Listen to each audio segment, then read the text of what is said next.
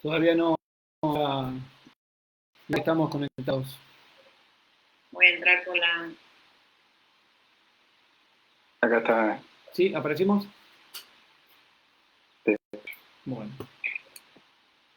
Ahí estamos. Sí.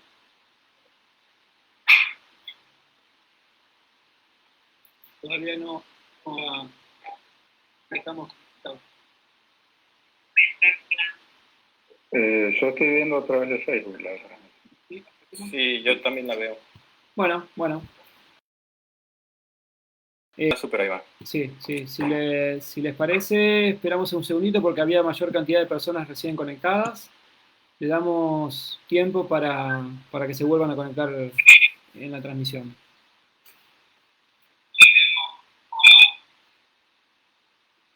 La otra aplicación de Skype estaba buena porque te ponía el fondo de pantalla. El fondo, pero... Y esa es la que te gusta. No, pero la presentación de John y los chicos, cuando usaste Skype, era como más fluida la conexión, ¿eh? Sí, no sé qué pasó. Sí, aquí por lo visto tienes que comprar para poner el fondo. No, pero es una cuestión de México, porque acá lo hacen, se hace gratis. No, pero para Jitsi, digo. Para Jitsi, puede ser. Acá está en versión pirata, seguramente. Ya. Bueno. Se ven todos bien, todo ok. Se escucha muy bien. Bueno. Liliana Ferrón se unió, así que es un poco de presión también para los disertantes. Bueno, si les parece, damos comienzo a la conferencia de hoy. ¿Estamos de acuerdo? Bien. Bueno, bárbaro. Bienvenidos nuevamente a todos. Otra vez, gracias por compartir con nosotros este ciclo de conferencias que estamos organizando desde la oficina regional del Grupo de Especialistas en Cocodrilos, de la oficina regional de América Latina y el Caribe del Grupo de Especialistas en Cocodrilos. Hoy tenemos dos invitados y un tema bastante particular. Adelanto, antes que empecemos, que después lo voy a recordar al final, el próximo martes 5 de mayo vamos a tener como invitado a Juan Carlos Vázquez. Juan Carlos Vázquez es asesor legal de CITES. Como está viviendo en Ginebra, en la sede, en la base de CITES, vamos a adelantar la conferencia para las 5 de la tarde, también hora argentina. Vamos a volver a recordar este mensaje al finalizar la presentación. Bueno, uno de los dos invitados de hoy se llama Ricardo Ojeda Dame, es veterinario graduado en el Instituto Tecnológico de Sonora. Trabajó en diferentes zoológicos, principalmente haciendo enriquecimiento ambiental y en el área del herpetario. Posteriormente estudió en la maestría de manejo de recursos naturales en la Universidad de Guadalajara, investigando la dieta y la condición corporal de cocodrilos acutus. Posteriormente realizó una estancia en Argentina, concretamente en el proyecto Yacaré, investigando los cuidados parentales de caimanes en vida libre, y actualmente está realizando el doctorado en manejo de recursos naturales en la Universidad de Guadalajara, concretamente en el Centro Universitario de la Costa Sur de Autlán, Jalisco. Hoy nos habla desde su lugar de cuarentena en Chilpancingo. ¿Dije bien, Ricardo? Sí, está bien dicho. Bueno, que hoy nos enteramos que significa lugar de avispas, que es la capital del estado de Guerrero, al sur de México. Bueno, Ricardo, muchísimas gracias por esta colaboración, así que te escuchamos atentamente. Bien, empiezo a presentar entonces.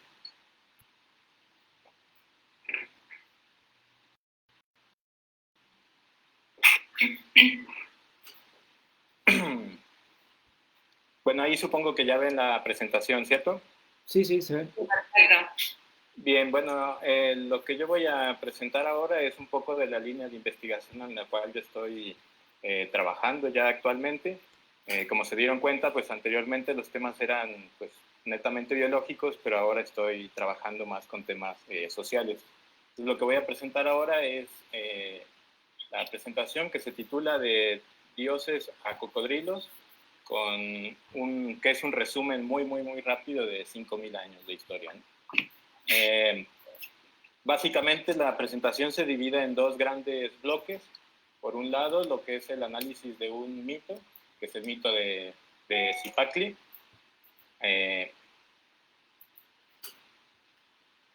Y por el otro lado, una aproximación a la percepción actual, con una conexión de algo que pasó antes de la Edad Moderna a lo que está pasando actualmente, ¿no?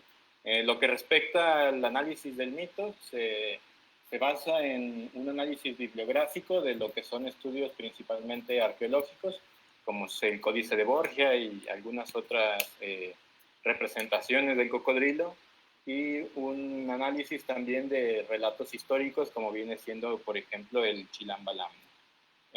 Y en lo que respecta a la percepción actual, pues se contempla de dos partes, una que es un análisis, una recopilación bibliográfica, y por el otro lado un pequeño trabajo en campo en la comunidad de La Manzanilla, en Jalisco, ¿no? Que se hace con charlas informales y cuestionarios principalmente. Entonces, para comenzar, pues comienzo narrando el mito. El mito que se va a analizar, y dice más o menos así, ¿no? Que al principio pues solo existía un gran océano caótico en el cual habitaba un gran cocodrilo, el cual le llamaban Cipacli, ¿no? Este gran cocodrilo fue atraído por Tezcatlipoca, que es un dios nocturno, quien sacrificó su piel, ¿no? Como podemos ver en esa imagen. Una vez atraído el dios Cipacli, fue pues básicamente decapitado por Quetzalcóatl, que es un dios solar, para formar a través de su cuerpo pues la tierra, las montañas, las lagunas, las cavernas y toda la tierra básicamente, ¿no? Con este acto pues comienza el tiempo, razón por la cual podemos encontrar a Cipacli como el día del calendario azteca o piedra del sol. Y con el inicio del tiempo y de la tierra, pues se da la oportunidad de que inicie la vida, ¿no? Con el inicio de la vida, pues surgen los animales surgen de la tierra, y también lo que es el maíz, que según cuentan las historias prehispánicas, pues del maíz surge la humanidad también, ¿no? Ahí vemos una imagen también del Códice Borgia, donde está un cocodrilo de cuya espalda está creciendo el maíz, ¿no? Y todas las personas. Sin embargo, pues también cuenta la historia que al final de los tiempos, este gran cocodrilo volverá y destruirá pues todo, ¿no?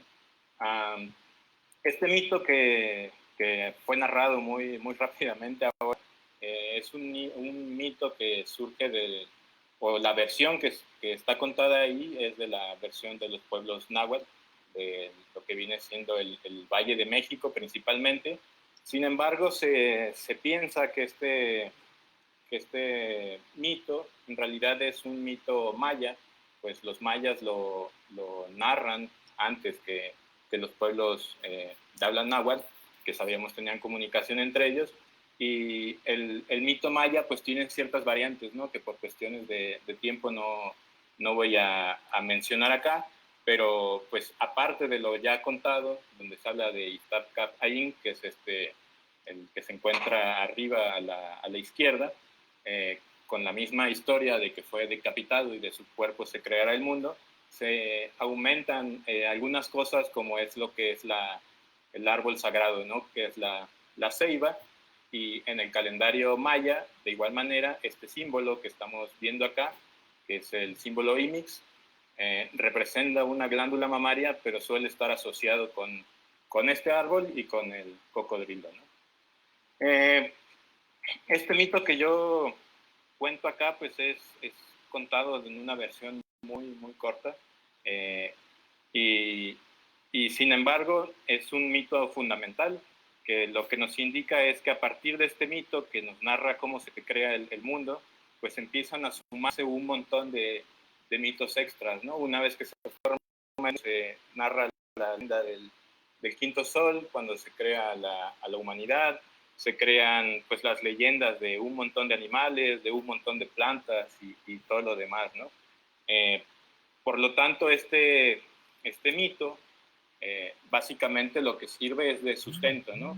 Es un mito donde se habla del cocodrilo, pero posteriormente este cocodrilo va tornándose diferente, va adquiriendo cualidades, perdiendo otras cualidades, lo cual nos habla de cómo se integra una cosmovisión, que la cosmovisión en palabras muy sencillas se refiere a cómo se ve, cómo se observa al cosmos, cómo entendemos el mundo, ¿no? Entonces, en trabajos posteriores, o básicamente trabajo que estoy haciendo también, es intentar interpretar pues el conjunto de estos mitos, no solo este mito, por lo cual pues hay otros mitos, como es el mito de Zipac Tonal, que habla del que inició el tiempo, que creó el calendario, el mito de Tlazolteotl, que es la diosa que se alimentaba de los cadáveres y de las cosas putrefactas, que suele estar asociado al cocodrilo, ¿no? Esta interpretación pues da lugar a cosas muy complejas. Sin embargo, lo que podemos llegar ahora en esta presentación que hago ahora es a una interpretación muy básica que nos da línea a interpretar el resto, ¿no? Y básicamente este mito lo que nos está diciendo es que el cocodrilo, Zipactli en este caso, es un dios asociado a la tierra y al agua, y a la fertilidad y a la muerte, ¿no? Que son cualidades que, como menciona Alfredo López Austin, uno de los principales antropólogos de México que se dedica al estudio de el México prehispánico, indígena actual, pues nos cuenta que suele haber una dicotomía, ¿no? Un pensamiento dual donde existe la tierra, el agua, la fertilidad, como atributos que suelen ser femeninos, sin embargo, los cuales necesitan del atributo contrario, que suelen ser los atributos masculinos, para existir. Por eso que hay un choque entre el dios Zipactli, el dios de la fertilidad y del agua, contra el dios Quetzalcóatl, que es un dios solar, un dios de lo caliente y de lo seco, ¿no? Entonces, para que exista lo que nos dice este mito es que para que exista la vida, pues se requiere de un equilibrio entre lo húmedo y lo seco, entre el agua y el sol, ¿no? Entonces, estas interpretaciones del mito posteriormente pueden ser comprobadas con visiones de lo que es la arqueología, como podemos ver ahí a Tlaloc, que es el dios del agua principalmente, en este caso vestido con ropas de cocodrilo, ¿no? Este dios, que es pues, muy conocido por todos los mexicanos como un dios del agua, tiene una relación con el cocodrilo, la cual sin embargo es poco clara. Sin embargo, la relación que sí es evidente, por decirlo así, es con esta diosa, que es la diosa Tlaltecutli, ¿no? Esta diosa Tlaltecutli es la diosa de la tierra, que como pueden ver acá en la imagen de la izquierda es una diosa femenina que aparentemente no tendría mucha relación con el cocodrilo.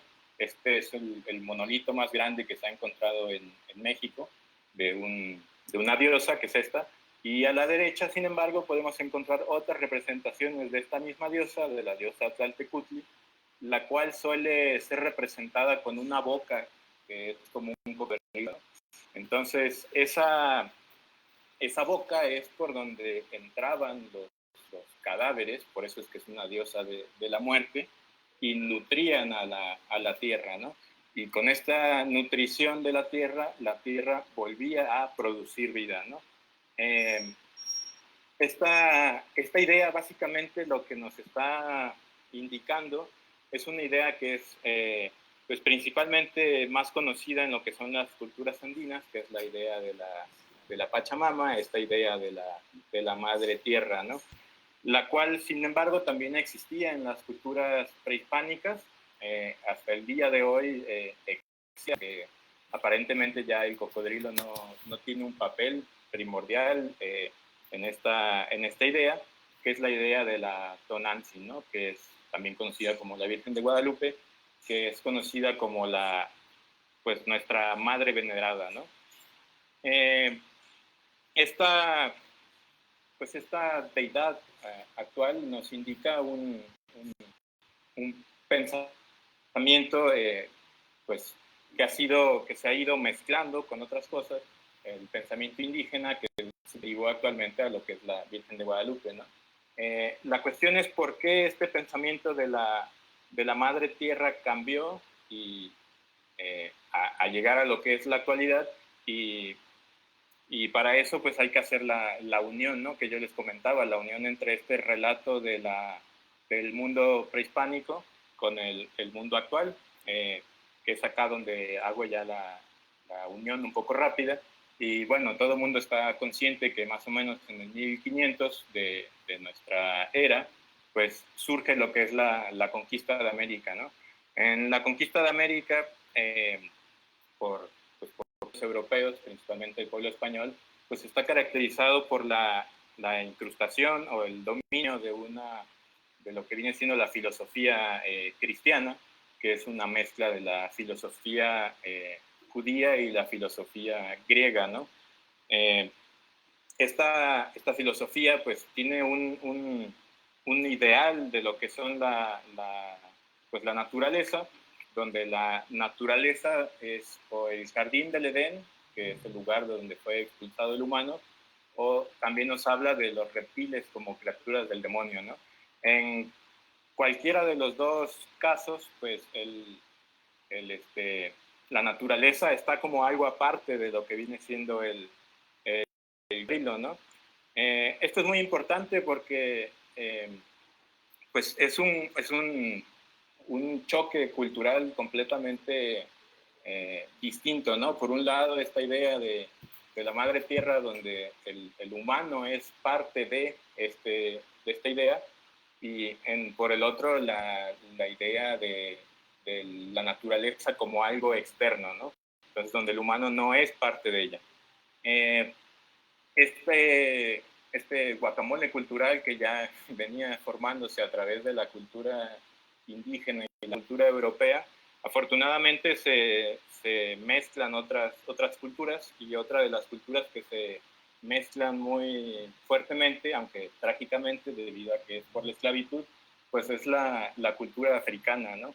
La cual viene de allá con todas sus creencias y se mezcla con las que existían acá, más la cultura europea, ¿no?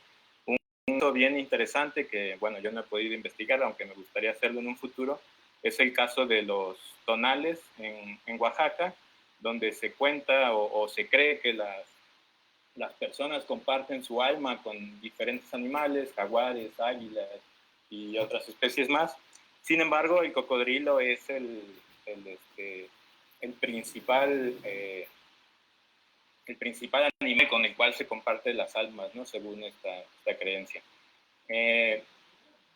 También en esa época pues empiezan a surgir las primeras narraciones de lo que vienen siendo los naturalistas, como las que mencionaba Alejandro, donde ya se hablaba de los cocodrilos con esta como presencia, y pues gracias al oro americano básicamente que se importa hacia Europa, pues se financia lo que viene siendo la era conocida como la Ilustración, que es pues básicamente lo que sucede es que Europa es la que surge, la que se empieza a ilustrar, porque el resto del mundo ya se encontraba en un proceso distinto, y gracias a esto pues empieza a surgir básicamente lo que es la ciencia, ¿no?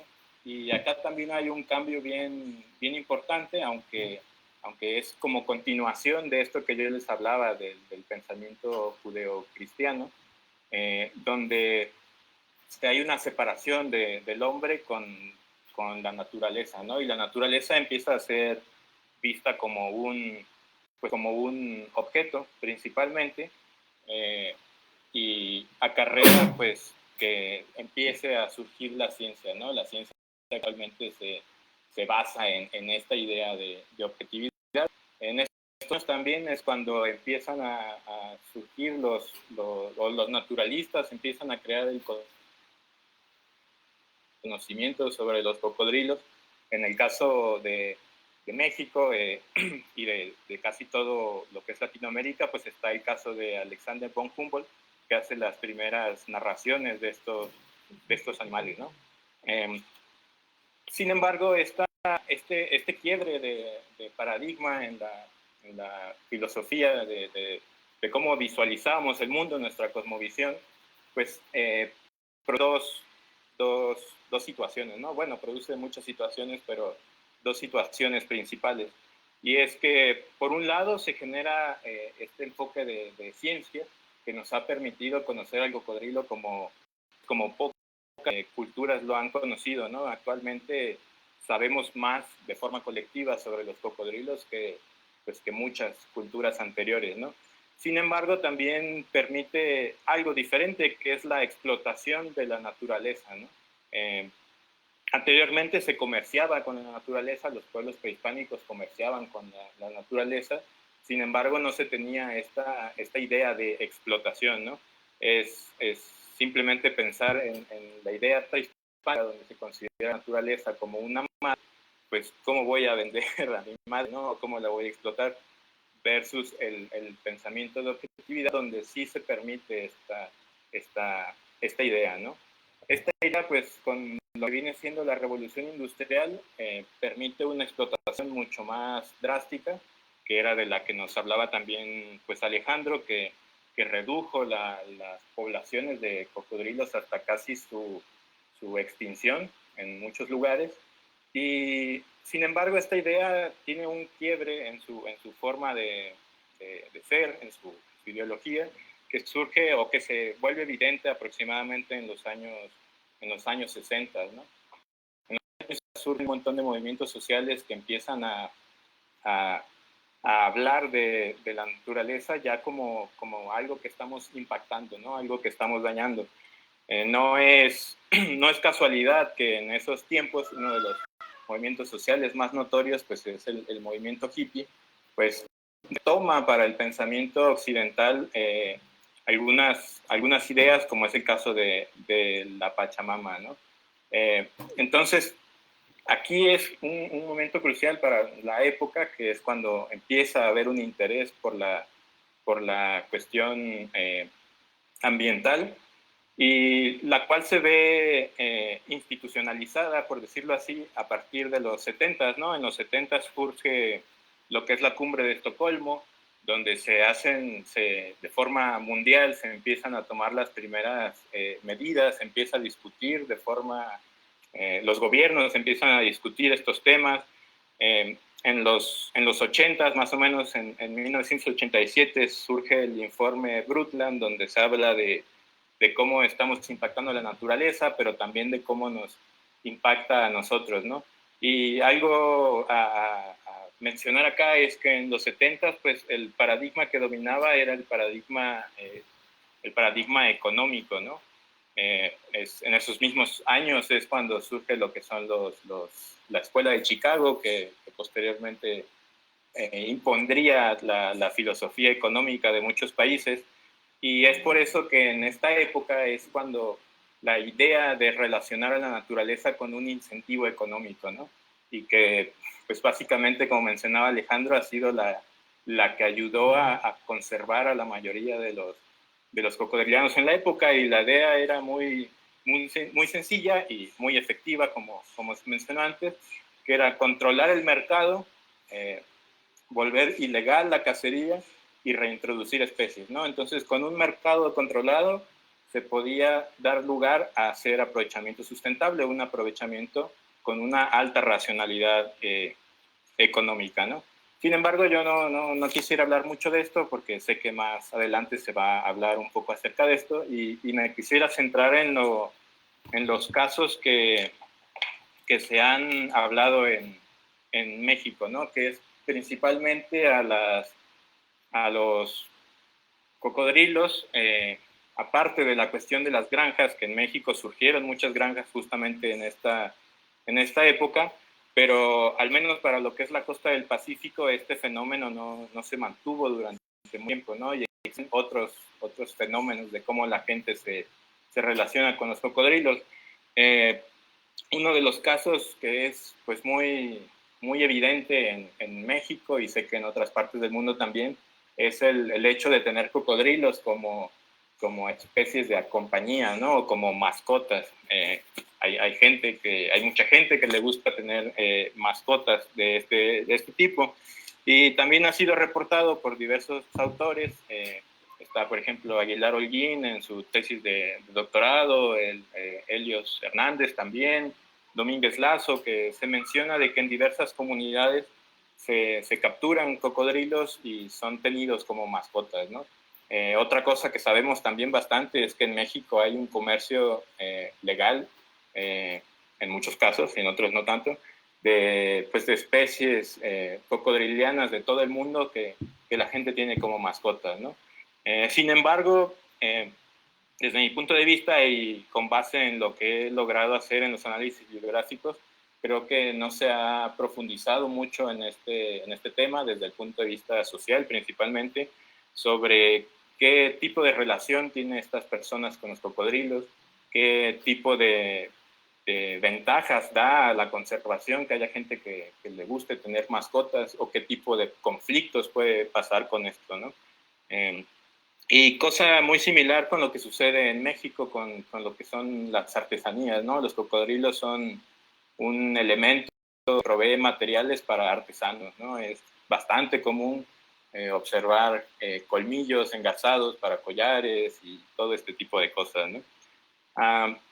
Y otro caso que es el que a mí más me interesa es el caso de lo que son conocidos los cocodrilarios, que son, en palabras de muchos de los, bueno, en palabras de algunas personas que manejan estos cocodrilarios, son vistos como santuarios para los cocodrilos, ¿no? Los cuales se basan en lo que es el ecoturismo, en la belleza paisajística que tienen estos lugares donde hay cocodrilos en México, que suele ser en las playas, y que basándose en esta cuestión de ecoturismo, pues se obtiene una ganancia económica, se cobra por ver a los cocodrilos.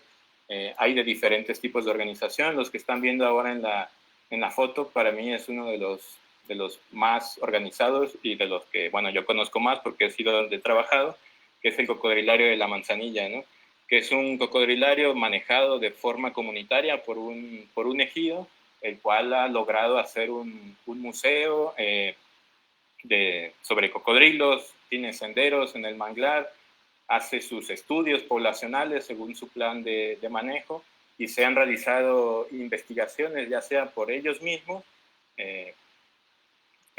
o sea que son derivadas de su mismo plan de manejo, o por científicos principalmente de la Universidad de Guadalajara, pero de todas partes del mundo, que usan la facilidad que tienen en este lugar para hacer sus investigaciones ahí, ¿no? Algo importante a aclarar acá es que, con base a las charlas informales y algunos cuestionarios que yo he realizado acá, se puede hablar de un interés por la conservación, en este caso, al menos de las personas que están relacionadas, que va más allá de lo monetario, ¿no? Es cierto que ellos no hacen una conservación inocente, por decirlo así, tienen una ganancia económica que les permite mantenerse, pero sus intereses van más allá de lo monetario, ¿no? Algo bien interesante. Y bueno, algo a aclarar es que en el occidente mexicano no es el único ejemplo, hay al menos 6, o al menos son 6 los que yo conozco, que son en el estado de Nayarit, de Quecari, en Jalisco, que está El Salado, la UMA Reptilar de Zipacli, de la Universidad de Guadalajara, el Santuario de La Colorada, todos estos en Jalisco, y el Tortugario en Colima, ¿no? Todos ellos con una idea más o menos similar a la que les planteaba, basada en ecoturismo principalmente, para crear conciencia y obtener una ganancia económica también, ¿no? Sin embargo, en México, según los estudios, pues no todo es miel sobre hojuelas, como se suele decir. También existe lo que es el conflicto del hombre o el humano con el cocodrilo, el cual ha sido tipificado, al menos en los estudios que yo he podido leer, en cuatro causas, ¿no? Que una es el cocodrilo atacando humanos, el cocodrilo que ataca especies domésticas, principalmente ganado, aunque también mascotas, perros y gatos, el cocodrilo que daña las artes de pesca y el cocodrilo que daña la infraestructura de la acuacultura, ¿no? Sin embargo, aquí también creo que hace falta ahondar más en el tema. Se ha mencionado que estas son las causas, pero como también mencionan algunos autores, en algunos casos el desenlace de estos conflictos resulta en matar cocodrilos, como podemos ver la foto de ahí, o en el caso de pues, que no les afecta, ¿no? No hay una represión contra el cocodrilo en contra de estos casos. Por ejemplo, en la tesis de doctorado del doctor Helio se mencionaba cómo los pescadores sufrían daño de sus redes de pesca. Sin embargo, no mataban al cocodrilo debido a esto, ya que decían que el cocodrilo era parte del ecosistema y hacía que hubiera más peces en el lugar, ¿no? Sin embargo, en otros lugares, en cuanto un cocodrilo ataca mínimamente a una persona, aunque el desenlace no sea fatal, se empiezan campañas donde se busca matar a todos los cocodrilos, ¿no? Por lo tanto, lo que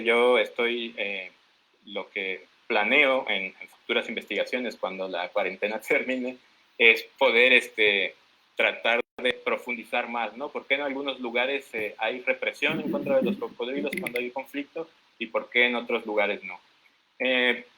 Ya para finalizar en lo que es la presentación, otro caso también representativo de lo que es el México es esto que podría llamarse como la limitación de la libertad humana, ¿no? Por llamarlo así. Que es que en ciertos sitios donde hay cocodrilos, y como pues sabrán, supongo, en México los cocodrilos pues es la especies que llegan a tamaños muy grandes y por lo tanto son pues, más peligrosas, pues las personas no pueden entrar a estos lugares donde existen cocodrilos, ¿no? Por lo cual se ven limitados a ir a ciertos lugares, ¿no? Esto, de igual manera que lo anterior, en algunos casos causa conflicto, la gente no le gusta que haya cocodrilos porque no pueden entrar a cierta área. Hay un estudio que menciona que los cocodrilos, menciona que los pobladores veían a los cocodrilos como algo que había metido la gente rica para evitar que entraran a sus terrenos, ¿no? Y en otros lugares, pues, está reconocido que el cocodrilo es su hábitat y que si entras ahí es bajo tu propio riesgo, ¿no? Y no hay un conflicto directamente. De igual manera, esto es algo que creo que se tiene que profundizar más. Lo que yo les menciono acá es, por ahora, análisis bibliográfico de los trabajos que se han realizado, ¿no?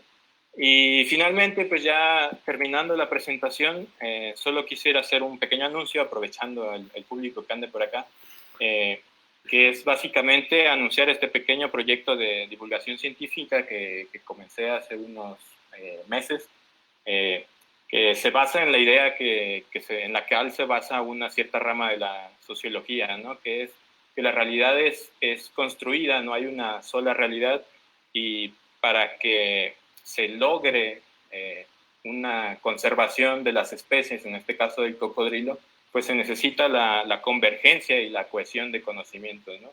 Entonces, si creemos, y lo creemos así, creo la mayoría de los que estamos acá porque hacemos ciencia, que el conocimiento científico ayuda y aporta para esto, pues tenemos que darlo a conocer, ¿no?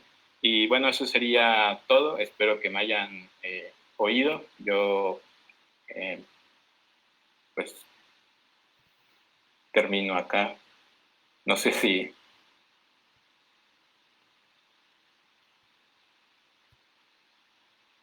Hola. Sí, sí, Ricardo. Deja de compartir la pantalla. Bien.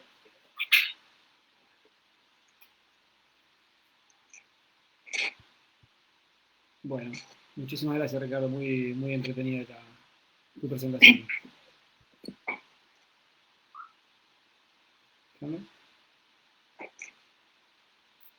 Y vamos a ver. ¿Déjame presentar a Lucía? Sí, ¿me escuchan ahí, Pablo? Decime. Bueno, perfecto. Bueno, felicitaciones a Ricardo. Realmente muy linda, muy interesante la presentación. A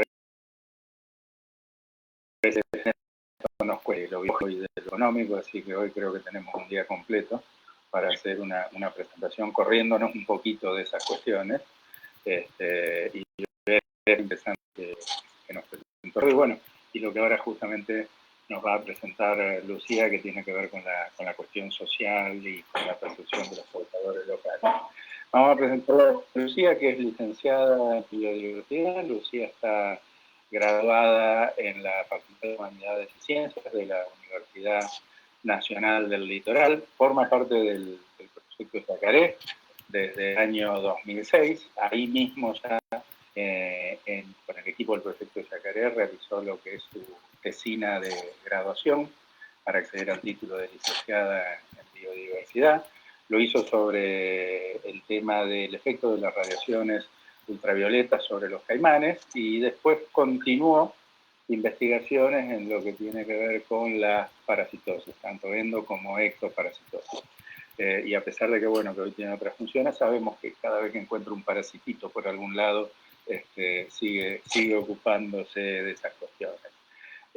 Actualmente trabaja en la Dirección General de Manejo Sustentable de Fauna del Ministerio de Ambiente y Cambio Climático de la provincia de Santa Fe, estudiando el impacto de los diferentes programas de uso sostenible sobre los pobladores locales. También participó personalmente en capacitaciones en Brasil y con el tema de caimanes amazónicos, y en Estados Unidos, si no me equivoco fue en Saint Augustine.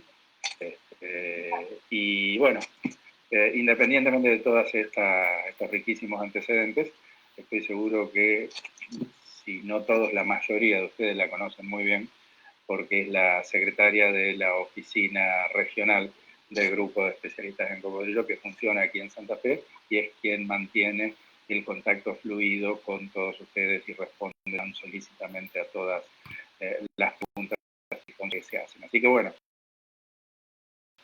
que atiendan a la presentación de Lucía Fernández. Lucía. Bueno, muchas gracias, Ale. Voy a compartir la pantalla.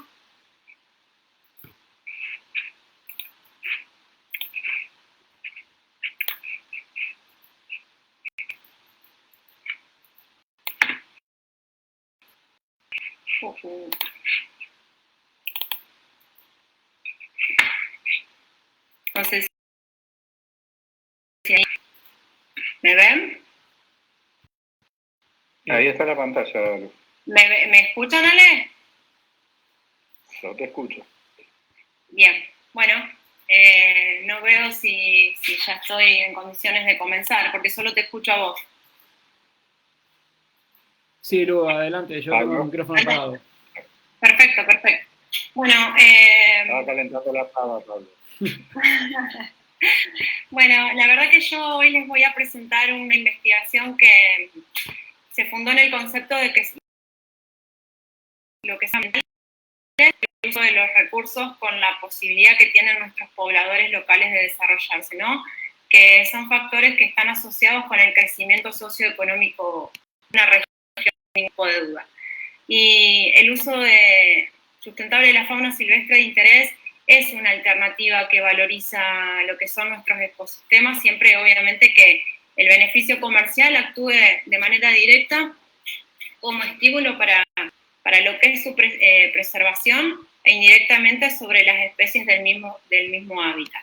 Y no hay duda que un proyecto de uso sustentable es movilizador de ese crecimiento. El claro ejemplo en este caso es Proyecto Yacaré, que realmente es factible, está orientado a lo que es el manejo de los humedales bajo el sistema de ranching, de una de las dos especies de caimanes presentes en nuestro país, que es Caimán latirostris, favoreciendo e involucrando no solo a lo que son los dueños de los campos, sino también a los pobladores locales. Para aquellas personas que no están familiarizadas con la palabra ranching, les cuento que es la cosecha de huevos en estado silvestre para su posterior incubación en granjas. Bueno, algo fundamental que en nuestro proyecto y que es la clave, que es pieza clave, son nuestros pobladores locales. Realmente son pobladores informantes porque ellos son los fundamentales para la localización de los nidos y la cosecha de los huevos, ¿sí? Porque obviamente que al vivir en el hábitat natural de yacaré, reconocen a la perfección lo que es su ubicación. Y ahí entonces el ranching es realmente una actividad fundamental para ellos, porque va generando una retribución económica que es muy interesante para aumentar lo que son sus bajos ingresos con otro tipo de trabajo, con sus trabajos en realidad en el campo. Bien, entonces así es que el Proyecto Yacaré realmente moviliza una relación que es altamente favorable entre lo que son los pobladores y los recursos naturales, y esa relación es un indicador fundamental para poder evaluar la efectividad de lo que es un programa de uso sostenible, ¿no? Haciendo un poco hincapié en lo que estaba comentando Ricardo en su presentación y lo que había comentado Alejandro anteriormente. Bien, la verdad que cada vez que nosotros vamos al campo podemos entender realmente en qué realidad están inmersos nuestros gauchos. Era una materia pendiente y necesaria el poder encontrar la forma que nos permitiera explorar y explicar una serie de características que nos dieran cuenta no solo de la realidad de ellos, la que están viviendo, sino poder también recabar información que nos permitiera confiar o no si un programa de uso sustentable genera cambios relevantes, ¿no?, a las condiciones de vida de los actores y sus familias, poder visibilizarlos a través de esta evaluación. Si bien siempre tuvimos en claro que esto se daba, necesitábamos buscar la forma de plasmarlo en papel, básicamente. Para eso nos propusimos dos objetivos, que fue elaborar un informe con todos los datos estadísticos correspondientes, dejando asentado así el análisis económico, social y cultural de las poblaciones que habitan las zonas de implicancias de un programa de uso sustentable en nuestra provincia, y diagnosticar el impacto socioeconómico de los cosecheros y sus familias a partir de la implementación de proyectos Yacaré en los departamentos habilitados para el ranching, ¿no? Bien, entonces, ¿cómo íbamos a llevar a cabo nuestros objetivos? Para poder llevar a cabo nuestros objetivos, tuvimos que construir y elaborar instrumentos o herramientas, perdón, en donde podamos recolectar toda la información que nos arrojen esas valoraciones de impacto de los diferentes grupos de interés, ¿no? Y sabemos que utilizar encuestas y entrevistas es muy común en lo que son los procedimientos de investigación en el ámbito de las ciencias sociales, y nos permitieron obtener y elaborar datos que son cualitativos y cuantitativos de manera muy rápida y eficaz. Para poder llevar a cabo estas herramientas, trabajamos articuladamente con gente de las ciencias sociales, trabajadores sociales en este caso. Acá pueden ver la encuesta y la entrevista que les hicimos a los pobladores locales. En estas otras herramientas nos iban a arrojar lo que son las características de los grupos familiares, la conformación de la población, divididos en sexos o edades, la ocupación principal, si contaban con cobertura. Si pueden ver, bueno, si bien las herramientas no se alcanzan a ver bien, yo ahí les mencioné, son bastante completas en cuanto a toda la información que íbamos a recabar. En relación a las zonas muestreadas, tomamos 3 departamentos habilitados para el ranching. Al norte de la provincia, lo que es el departamento Era, que se encuentra aproximadamente a unos 300 kilómetros de la capital santafesina. El departamento San Cristóbal, que está a unos 180, y la misma capital, el departamento de la capital. Bueno, acá ya entrando en lo que fue el trabajo a campo, que la verdad que fue el trabajo más lindo. Nuestros viajes coincidían muchas veces con la época de cosecha y muchas veces no. Las entrevistas y encuestas se realizaron con total respeto hacia las personas, independientemente de la condición y su voluntad. Siempre fueron anónimas y todas se grababan, ¿sí? A todas se les preguntaban si podíamos tomar fotografías. En ningún caso tuvimos ninguna situación en donde nos dijeran que no. Solamente aquí uno de los gauchos que no nos habilitó para poder llegar a la vivienda, así que tuvimos que realizarle la entrevista a un costado del camino.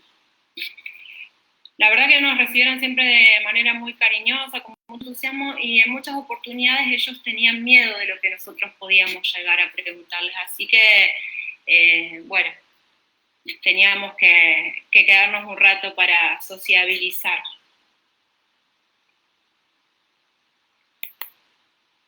Bien, ya introduciéndonos un poco en lo que es la evaluación de la encuesta, en cuanto a lo que es la característica de nuestra población, hasta el momento entrevistamos 13 familias. En relación al porcentaje de género de esas familias, tenemos un 44 que son mujeres y un 56 que son hombres. A la encuesta, la dividimos en 4 dimensiones: la dimensión socioeconómica, la dimensión educativa, la dimensión salud y la dimensión de hábitat. Les voy a hacer algunos comentarios de los resultados que han salido, porque la verdad que la información que se recabó es abundante. En cuanto a lo que es la dimensión socioeconómica, las encuestas arrojaron que trabajaban más de 8 horas, generalmente los fines de semana también, persiguiendo un salario que ronda los $250. De todas esas personas, solo recibían 3, del porcentaje total de la población, solamente 3 recibían beneficios económicos, asignaciones universales o algún beneficio nacional. Después, absolutamente ninguna otra persona recibía beneficios ni estatales ni de privados. En relación a lo que es la dimensión educativa, del 100% de nuestra población, solamente el 29% culminó el nivel primario, ¿sí? Y el 46% no lo finalizó. De ese porcentaje que no ha finalizado el nivel secundario, el 62% es mayor de edad.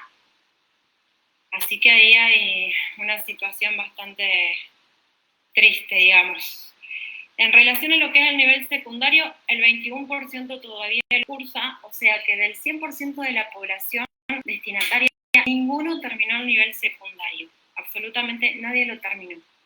Y hay un 4% de la población que jamás en la vida fue escolarizado, ¿no?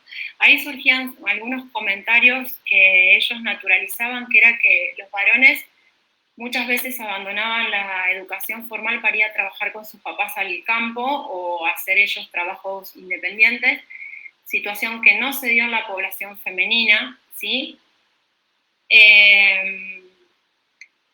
Bueno, eso en cuanto a la... y hay una de las mujeres de los gauchos que estaba terminando el secundario para adultos en la ciudad de San Cristóbal, así que cada tanto viajaba para poder hacer algunas clases presenciales. Pero bueno, hasta el momento ninguno, absolutamente ninguno, había terminado el nivel secundario.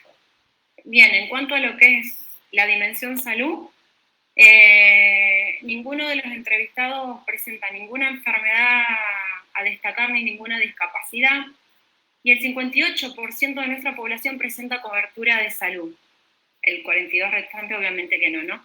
Es algo raro porque teniendo en cuenta lo que es la vulnerabilidad de la población muestreada, es llamativo el alto número de personas que poseen cobertura, pero eso en realidad está dado porque tienen trabajo formal, ¿no?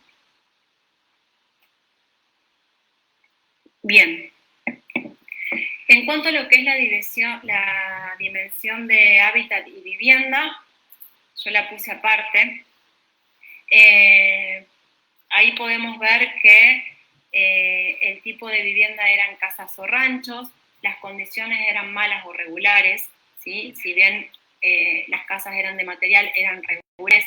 Acá yo les puedo mostrar las humedades por las que conviven, ¿sí? Generalmente tienen una sola pieza y toda la familia duerme en la misma pieza.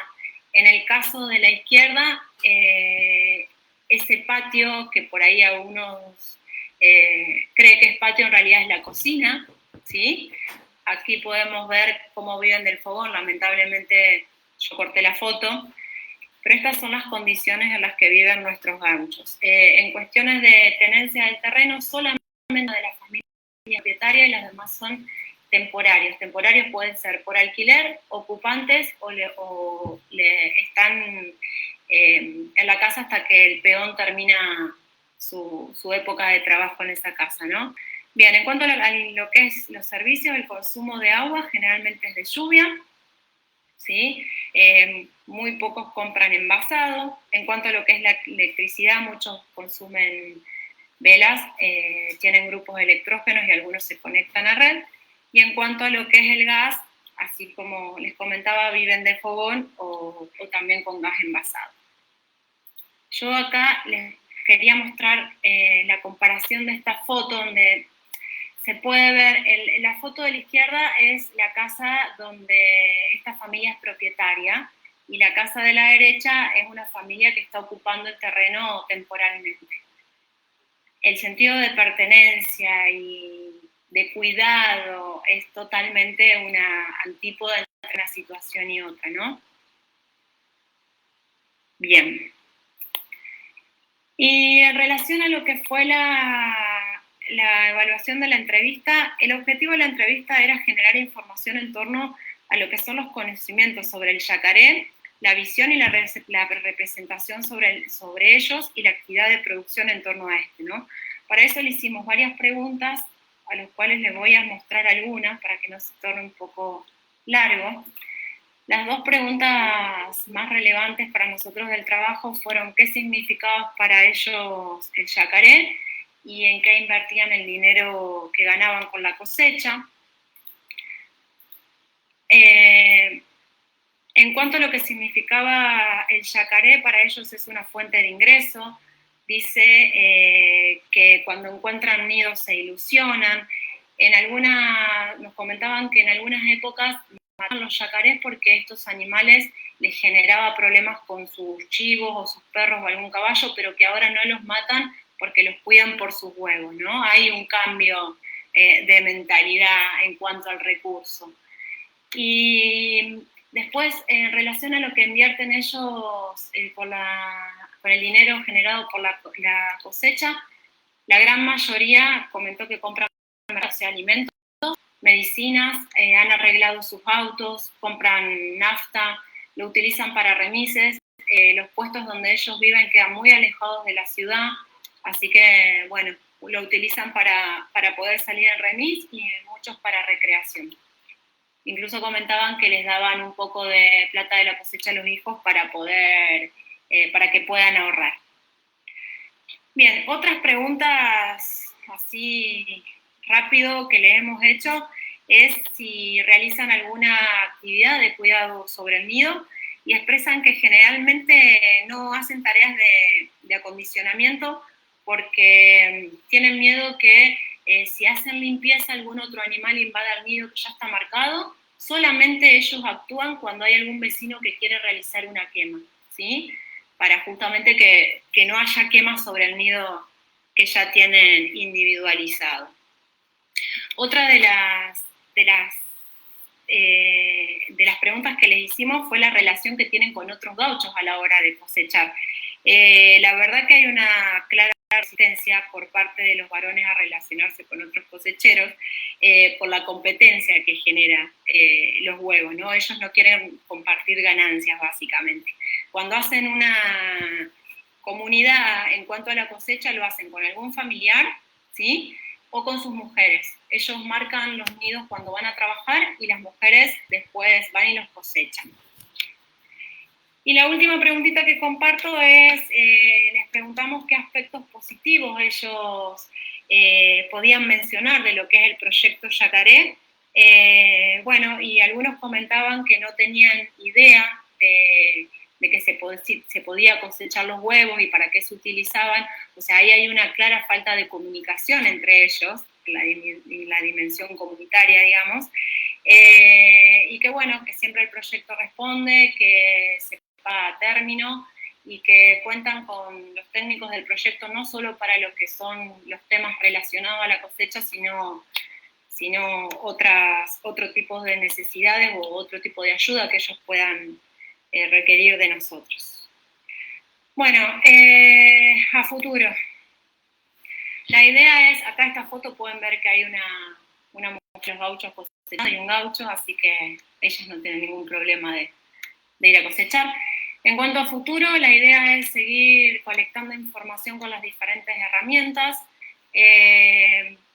realizar entrevistas a otras provincias, ¿sí?, que estén habilitadas el ranching con caimanes, evaluar la situación de impacto en función de lo que es la realidad actual de los programas de uso sostenible, ver a raíz de toda esta información y mucha otra que queda analizar qué programas de educación ambiental se pueden generar en estas comunidades, y género y conservación.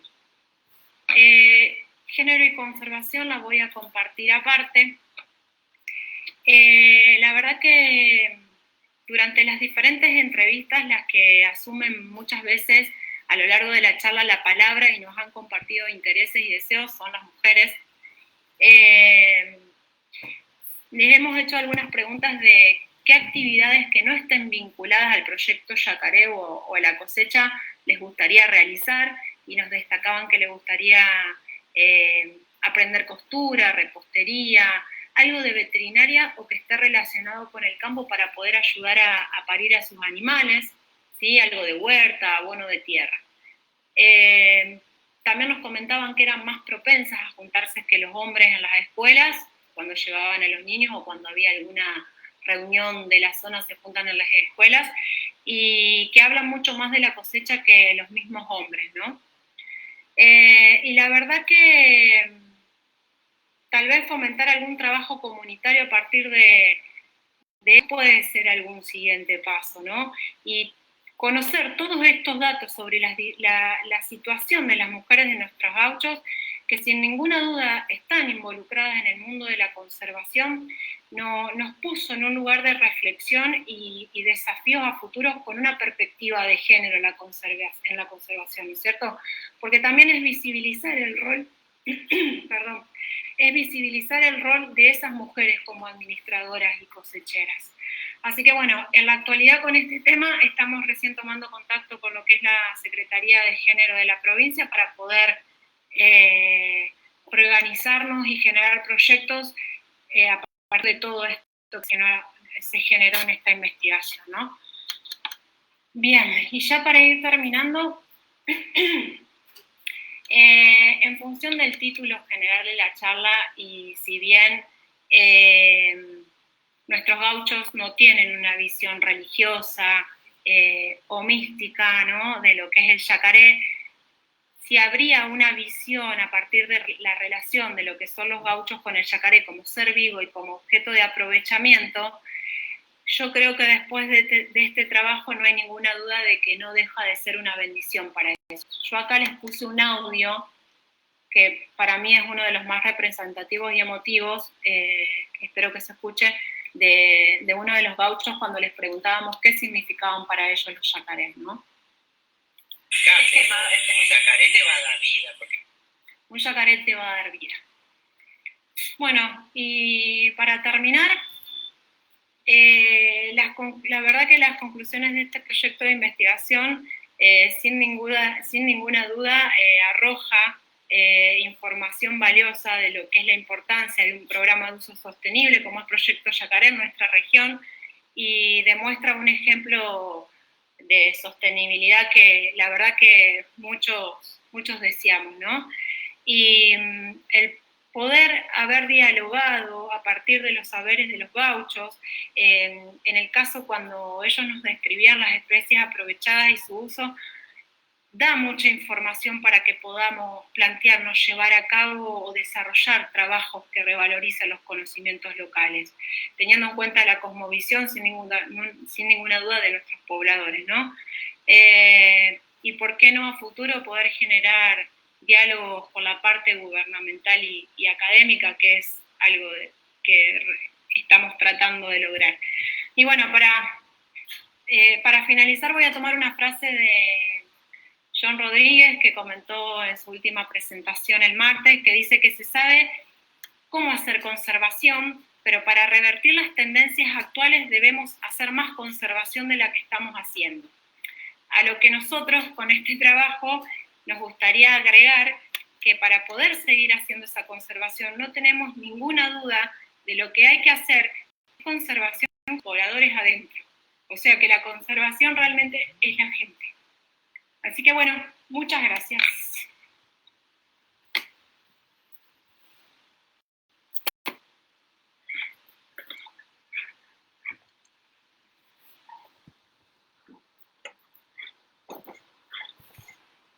Bueno. No sé si me veo o se ve la pantalla. Te vemos perfectamente. Oh, está. No se notan las lágrimas, Lu. Ay, no, siempre lloro, lo voy a decir. Los pobladores lloran. Es terrible. Es terrible. Me sensibiliza mucho. Bueno. Bueno, muy lindo, Lu, ¿eh? Muy bueno. Bueno, buenísimas ambas presentaciones. Tenemos algunas preguntas que han empezado a aparecer en este momento.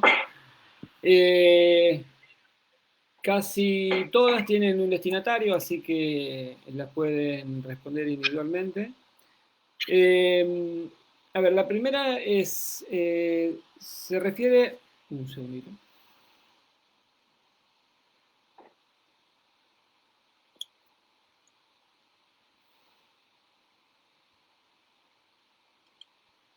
Ya me perdieron el celular.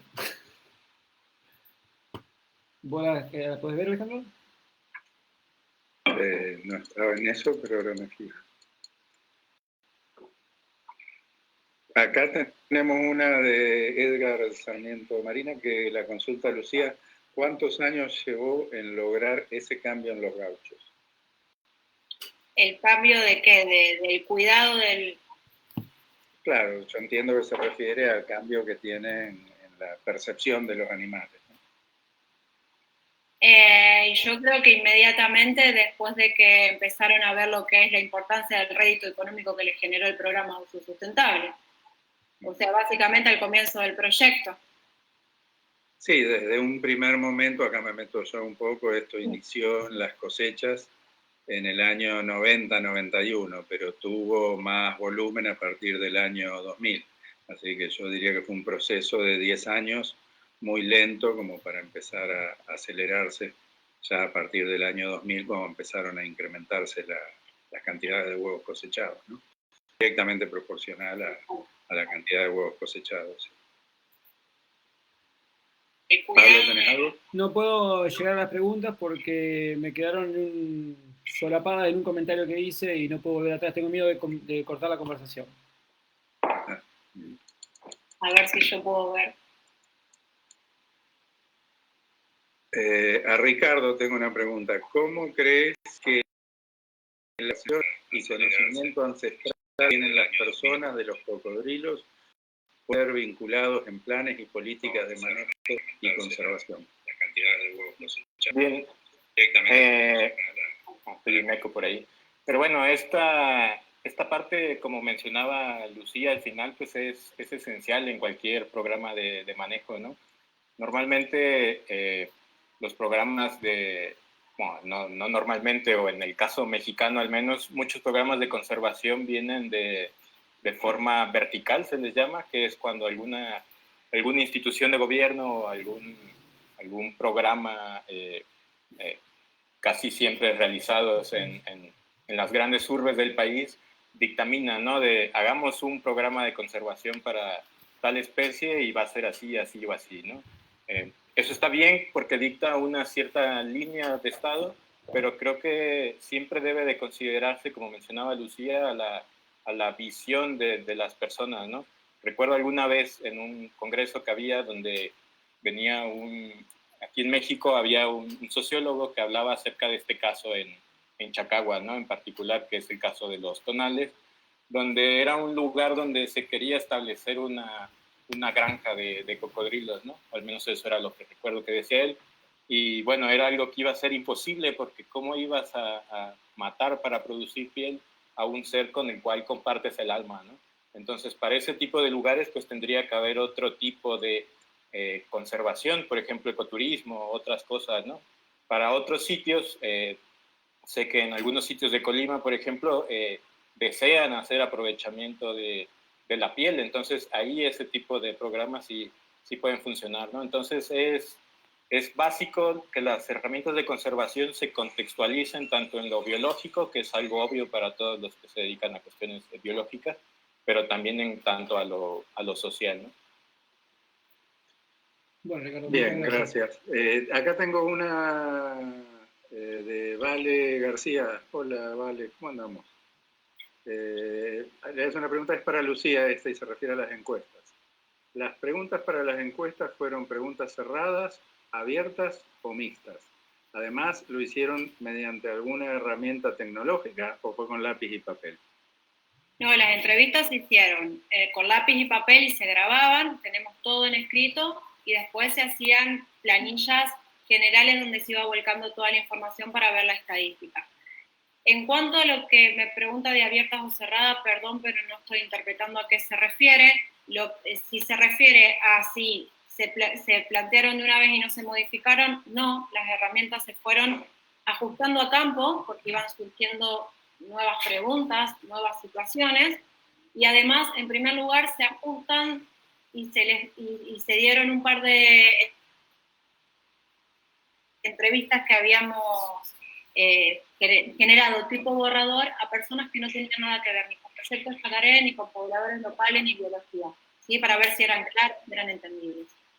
Pero no estoy entendiendo lo que me pregunta Valeria. No, yo creo que entiendo. O sea, la pregunta cerrada es cuando vos buscas una respuesta definida y no te podés mover de eso en la encuesta. Claro, las encuestas cerradas son los censos poblacionales.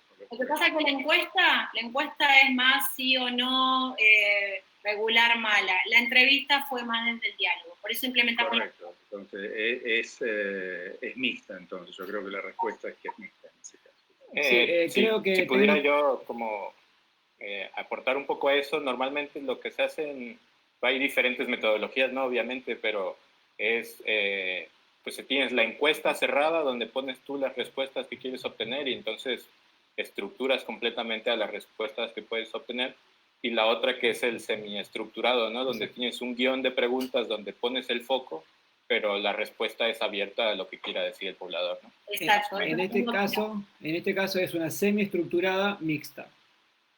Correcto. Ponele.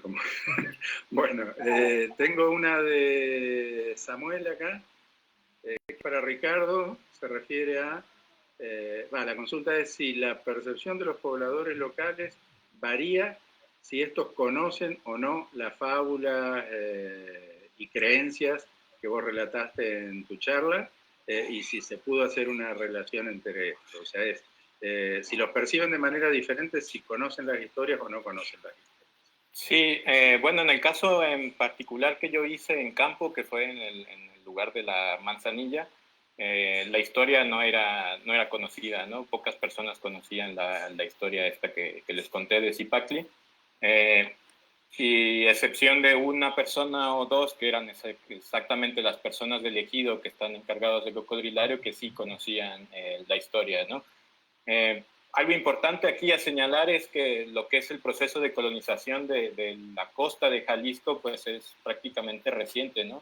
Es cuando se hace el reparto agrario, por ahí en los 40 más o menos, es cuando se empieza a colonizar la costa de Jalisco y se coloniza con habitantes de la Sierra de Jalisco, ¿no?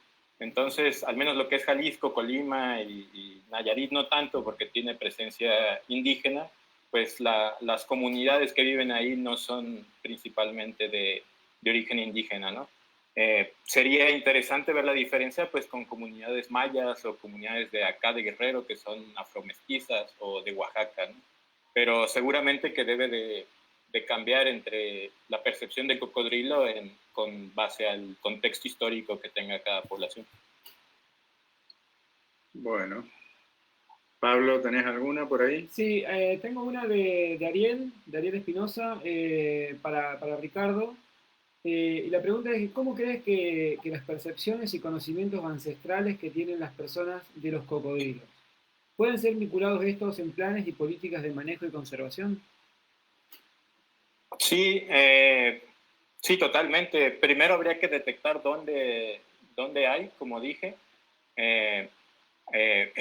Pues la visión que yo les digo es una visión ancestral, que la que yo narro, pues, o la que yo describo es básicamente de los pueblos indígenas prehispánicos, ¿no? Antes de la conquista. Lo cual nos da como esta base para lograr identificar de los pueblos actuales cuáles tienen algo similar a esa visión, ¿no? ¿Cómo se logran llevar, por decirlo así, a la práctica? Pues es básicamente con comunidades o con trabajos participativos, ¿no? Buscar que esas mismas comunidades que tienen esa visión propongan cómo hacer las herramientas de manejo, ¿no? Las herramientas de conservación. Porque pues yo al menos y la mayoría de los que trabajamos con cocodrilos, pues tenemos un bagaje o un contexto histórico que no es precisamente el de los locales ni el de los pueblos indígenas.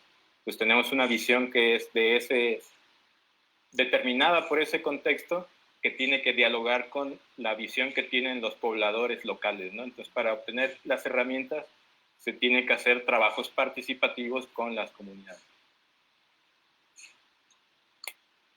Bien, tengo otra de Vale García, que consultaba si hay una actitud diferente con respecto al tema del cuidado de los recursos naturales en esas áreas, si los pobladores locales son propietarios o si no son propietarios. Solamente una familia es propietaria, como comentaba a raíz de las viviendas, solamente una familia es propietaria. Y en cuanto al cuidado de los recursos naturales, en este caso el yacaré, comentaba el tema del cuidado del nido, que generalmente hacen el cuidado por la quema, cuando están viendo algún vecino o poblador cercano que está quemando, obviamente que tratan de frenarlo. Y después, en cuanto a las limpiezas o relacionada a la limpieza de la zona del nido, no hacen absolutamente nada para evitar justamente que quede expuesto el nido y que algún otro tipo de animal lo puede invadir, ¿no? Correcto.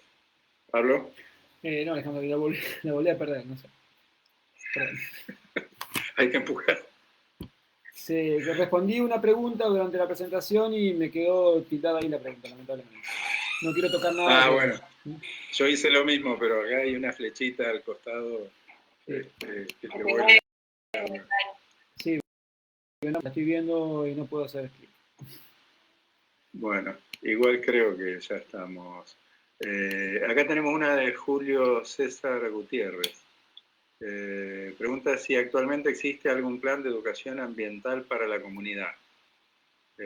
Habla un poco del impacto ambiental, el proyecto Yacaré, o si hay algún impacto negativo. Lu.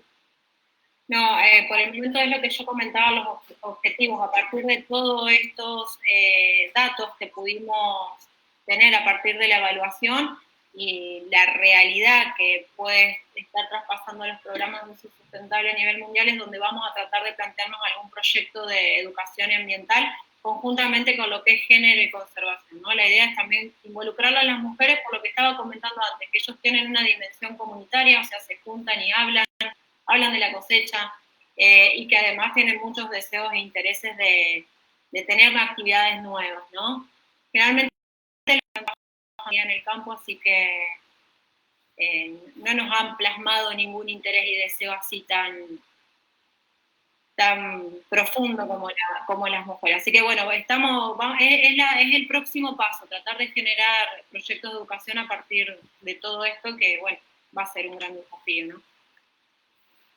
Bueno, y acá tengo una que sería la última de lo que yo puedo encontrar, por lo menos de Armando, que es más un aporte que una pregunta para Ricardo, que es para abonar del caso de Nayarit, donde nos dice que hay más UMAS que hacen ese tipo de trabajo, cosa que de hecho mencionó Ricardo, pero acá las puntualiza Armando, que se refiere al cocodrilario El Cora, cocodrilos del Nayar y un balí que trabajan para la conservación y protección del cocodrilo bajo el modelo también de SOS Cocodrilos Nayarit.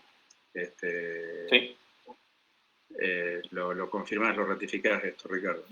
Sí, por supuesto. De hecho, pues las que yo menciono son las que yo conozco básicamente y las más reconocidas, ¿no? Las que él menciona, por supuesto, que también están y hay más, ¿no? Hay sin fin de UMAS que se dedican a cocodrilo y especies, ¿no? En todo el estado de México, ¿no? Es un caso común, por decirlo así, de todo México.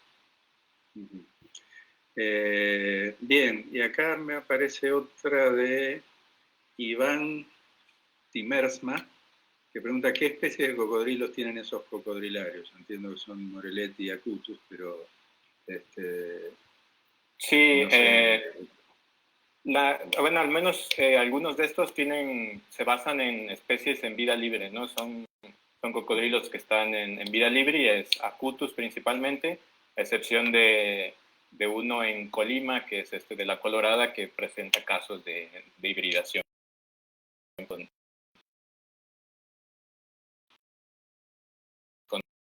Pero son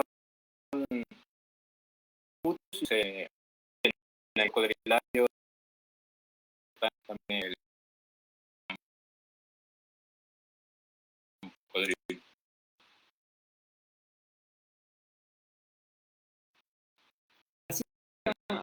Siempre he visto, Alejandro,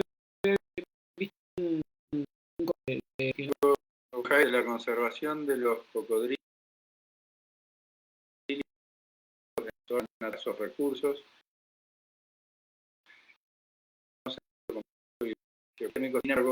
Considero que podemos fortalecer esos embates de la globalización económica, fortaleciendo procesos de microeconomía local que favorezca el realce de los servicios ecosistémicos.